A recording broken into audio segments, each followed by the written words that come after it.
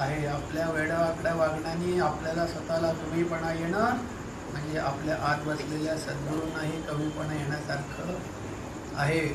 तुम्ही वेडवाकडं व्यसन करणं, व्यसनाच्या आहारी जाणं, व्यसनाने शरीराची दुर्दशा करणं म्हणजे सद्गुरूंची दुर्दशा करण्यासारखं हे लक्षात ठेवा. गुटखा मटका खात असला तर सोडून द्या. उद्या तुमच्या घशामध्ये तोंडामध्ये गाठी होणं, तुम्हाला यातना होणं, तुमच्याबरोबर सद्गुरूंना पण ते होत असतं हे लक्षात ठेवा. तुम्ही म्हणजे स्वतः सद्गुरू आहात, त्यांना सुद्धा अनंत यातना तुम्ही देत आहात हे लक्षात ठेवा. त्याचं भान ठेवा. निदान सद्गुरूंविषयी वरच्या प्रेमामुळे तरी तुम्ही हे टाळा. दारू माडी पिऊ नका, लांडी लवाड्या चोऱ्या करू नका.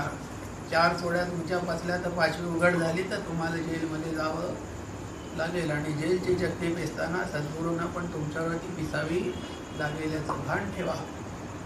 तर माझ्यामुळे निदान माझ्या सद्गुरूंना कमीपणा येणार नाही ही तुमची शपथ आहे. लक्षात ठेवा नाम घेताना की माझ्या वागण्याने सद्गुरूंना कमीपणा येईल असं मी करणार नाही. ही